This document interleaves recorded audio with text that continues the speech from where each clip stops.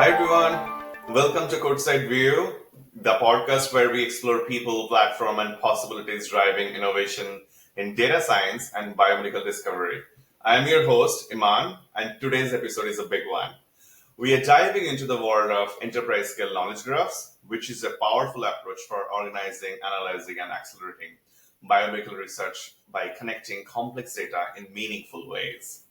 And as I always say, whether you are a data scientist, a bioinformatician, or someone working in the intersections of biology and AI, knowledge graphs are quickly becoming essential to make sense of the massive volumes of structured and unstructured information in life sciences. And to help us unpack this, I'm very pleased to be joined by two of our fantastic guests. One of our regular, Ted Johnson, senior scientist. Hey, Ted. Hi, Iman. It's good to be here again. Yes, thank you. And Katie Roberts. Katie is a data science solution architect at Neo4j, world's leading graph data platform. Hi, Katie. Hi, Iman. Hi Thanks for there. having me. Of course. Katie, let's start with you since you were a guest here and new here, and I hope that you'll be regular here too at some point. Could you give us, our listeners, a quick intro, who you are, what you do at Neo4j, and how your work intersect with biomedical data science? Yeah, so I, as you mentioned, am a data scientist, and specifically at Neo4j, I work with customers to help them apply graph data science algorithms to their use cases. So that enables me to work with a large variety of interesting use cases, including partnering with QIAGEN on use cases like drug discovery, and across many other industries as well. So it's really fun to be able to kind of actually see these techniques applied, leveraging network theory and the graph database, which is what Neo4j is. Thank you. That's awesome. I will come back to you and ask you more questions about Neo4j in a second, but thanks. Mhm. And Ted, sent to you. I know we may have some regular listeners, but some people may be joining here. So if you could tell us a little bit about your role here in QIAGEN Digital Insights, and specifically how you're working with knowledge graph in the scientific project that you're taking it on, that'll be fantastic. Yeah, so I'm a senior data scientist here at QIAGEN, and one of my favorite products here is the Biomedical Knowledge Base, which is an extensive knowledge base of human-curated data that links biological entities together. And it's a great example of how knowledge graphs can be implemented to solve problems in the biotech and pharmaceutical space. So happy to talk about it today. Absolutely. I'm so excited having Katie and you on, and both specifically talking from two different dimensions. So that's really fantastic. Let's start at the very beginning with Katie for our data science minded listeners. Katie, if you could tell us a little bit about what is Neo4j and how does labeled property graph model work a little bit, or something else if you want to add in. Yeah. So Neo4j is a graph database, specifically a label property graph database, as you mentioned. But first of all, let's just think about, graph databases. So graph is specifically designed to handle connected data. So unlike relational databases where you kind of have everything organized from the perspective of data points and rows and columns, and then if you're trying to see how that data relates to each other, you have to start doing all of these complicated joins. With graphs, we're actually modeling the entities as well as the relationships directly in the data structure. So in life sciences in particular, I think that's really huge when you're thinking about things like gene-protein interactions or drug target networks. It's all really interconnected.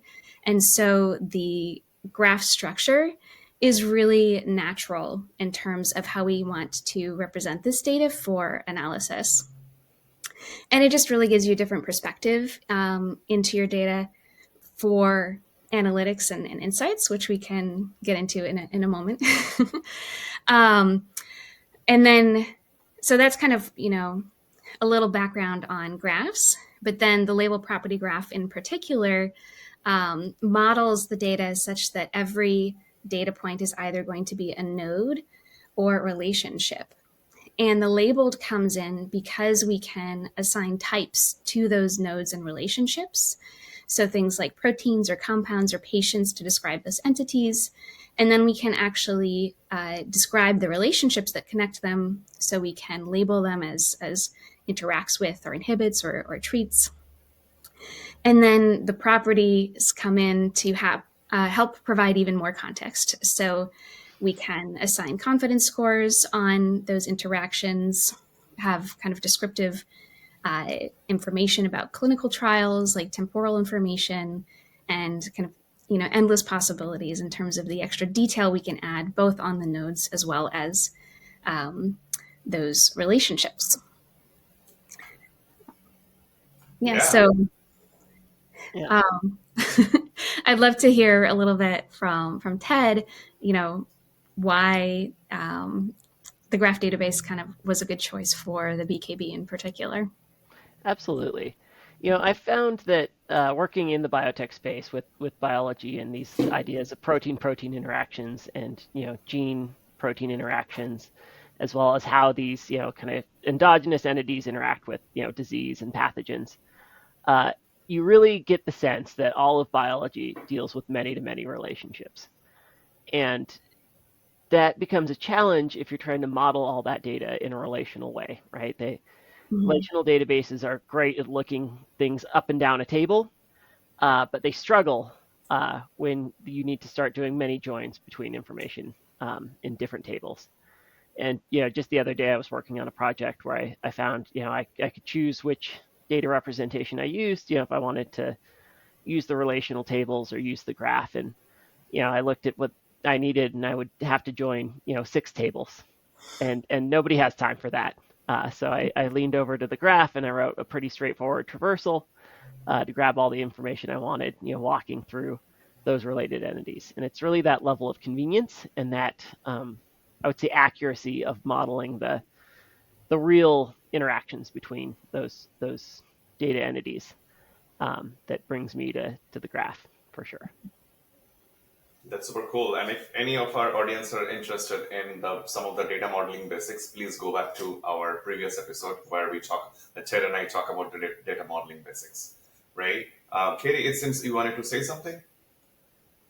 Oh no, yeah, I think that that kind of story is one that I hear over and over again. Of once we start thinking about these complex relationships, being able to access those in the graph structure just becomes, so simple and easy compared to tables. And then that also kind of extends into the analytics space as well when we're thinking about being able to gain additional insights from our data with graph data science specifically.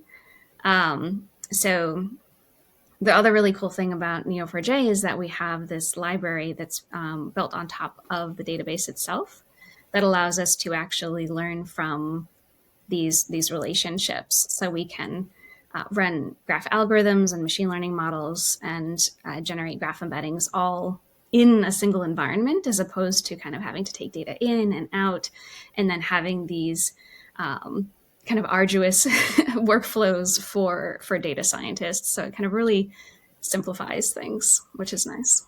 Yeah. So what I hear, the graph data science module is a powerhouse for any data scientist working in the graph sections. Thank you for explaining. So Katie, let's dive into it.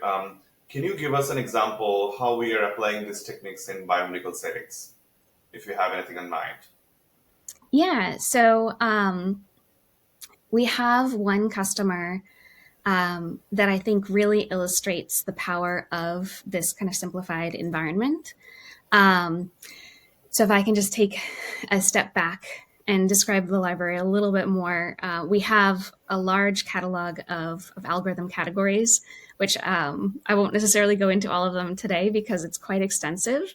But each category allows us to kind of gain different insights. And when we're actually implementing these algorithms and applying them to the data, we do something that's kind of cool in just kind of the execution of them, where we can actually take a subset of the data that is analytically relevant to the question that we're trying to ask, and transform that and manipulate it and place it in an in-memory subgraph, basically, that's optimized for computation. And so that allows a really flexible workflow. So, for example, this one particular customer was trying to use the BKB database for target prioritization. So they had a kind of complex pattern within the knowledge graph that consisted of multiple hops, which is what we call when you kind of are walking across multiple relationships that sometimes even varied in length. So they were starting from a gene, traversing to identify causation events that in particular had an increasing relationship effect for a particular disease of interest. And then they also wanted to extend this kind of upstream to include activation events of these genes that were causally related. And so what they were able to do is capture this kind of complicated pattern represented in the natural structure of the data, because that's, how these patterns are represented in biology, and then present that as an abstracted kind of higher level single activates relationship between gene symbols. And so that's what was actually represented in memory, where they could then easily run a centrality algorithm, PageRank, to identify the most influential gene symbols and present that as an ordered target list for a specific disease, a tissue, and an organism type. So that was a lot, but basically you're able to take these kind of interesting patterns in the data and then manipulate them and pull them out for these analyses for really cool insights, like, key targets, like identifying new pathways between genes and targets. So that was in particular, centrality algorithm I talked about, but we also have similarity, community detection, a variety of other categories. Yeah.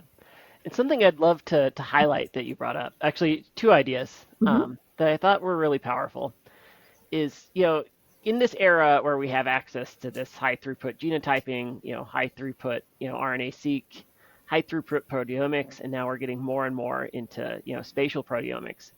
It's really easy to just get inundated with data, right?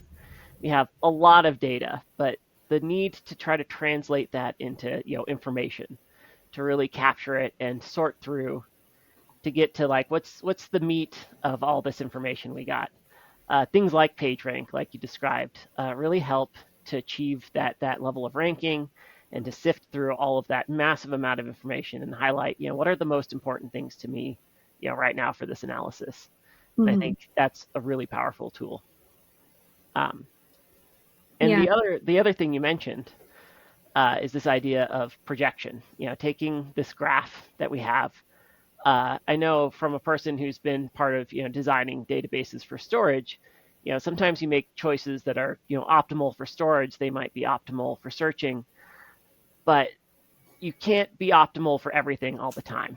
And so sometimes you make those decisions that you really want to store this data in this way because it makes finding it easy, but it's not right for the algorithms you want to use. Maybe you use directed relationships, but you need to run an undirected query or an undirected algorithm on top of that. So having this powerful ability, like you said, to reshape that graph a little bit or to redefine how those edges are treated, I think is really powerful, and are some examples of why storing that data this way really enables you with some tools that you wouldn't have using a different technology. That's a great example. And then it's not that it's easy to get inundated by so much data. We are getting inundated by data, and that's why we often say that graphs aren't just data structures; they're like insight engines, and that's so powerful. Yeah, Absolutely. Let's go one more level deeper, Ted. If I may ask you in the complex viewer. So we're talking about some of the disease and everything. In the context of complex disease such as Parkinson's, how can we use metrics like Betweenness and Centrality, if you want to tell us? Yeah. So I was working on a project a while ago where I was looking at the idea of the onset of Parkinson's disease in the BKBHD. And for our And again, listeners, I'm going to stop you for a second. So we keep using the word BKB. This is essentially what Ted and Katie is talking about, biomedical knowledge base, or BKB. So we will use BKB as the word. Go for it, Ted. absolutely, yeah. And I apologize for being jargon It's heavy because fine. I know I never appreciate that coming into a new field. So thanks for catching me. Um, with our biomedical knowledge base HD, which we'll call BKB frequently, we're capturing human curated literature, and we're linking biological entities. In this case, the onset of Parkinson's with the genes that have been associated with the beginning of that disease. And I was interested in what outside events might trigger the onset of Parkinson's. Searching through this graph, so I pulled a network, starting on that node, the onset of Parkinson's, and walking 3 hops out to look at the genes that are associated with the event, and then the chemical entities that might influence those genes. Chemical entities being, primarily drugs, but also, inflammatory agents. And I discovered some really cool modules around lipopolysaccharide and genes it triggers in that kind of inflammatory event, but also manganese, which is a small ion associated with a variety of biological events, but I had never really thought about it in terms of Parkinson's. And both of them were inputs into the activity of Park7. And Park7 can decrease the risk of the onset of Parkinson's disease. So, looking there at manganese, I saw, as a guy who experiences heartburn a lot, cimetidine, which is, an anti-heartburn medication. And I thought that was strange. I mean, what's that doing hanging out next to this neurological disease? So, I really wanted to explore that idea, some more.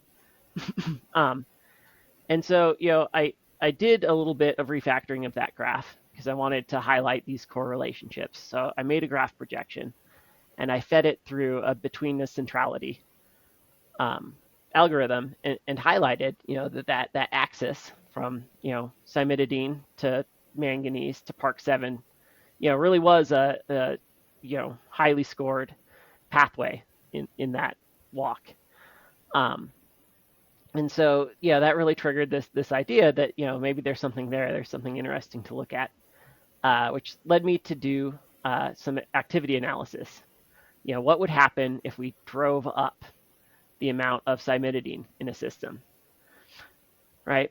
And so what I found is, when you drive up the cimetidine, you control the amount of manganese in the system, and you end up decreasing Park7, which you would think would increase your risk of the onset of Parkinson's, which I thought is an interesting mechanism that maybe you don't think about off the top of your head. And so I went into some more of a literature search to find, has anyone ever found this in the literature, in the clinic? Like, have actual humans been dosed with lots of cimetidine and then started to experience, symptoms of Parkinson's disease?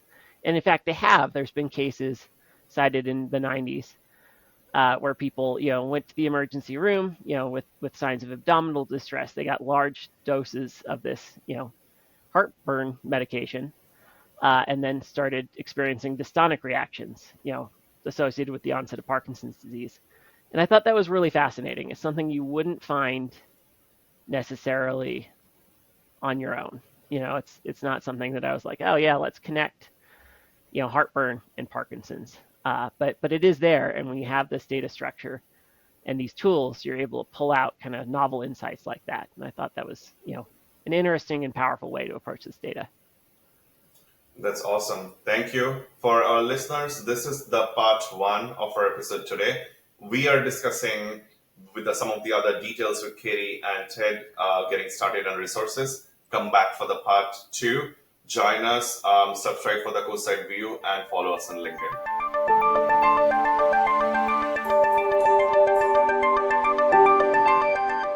QIAGEN. Sample to insight.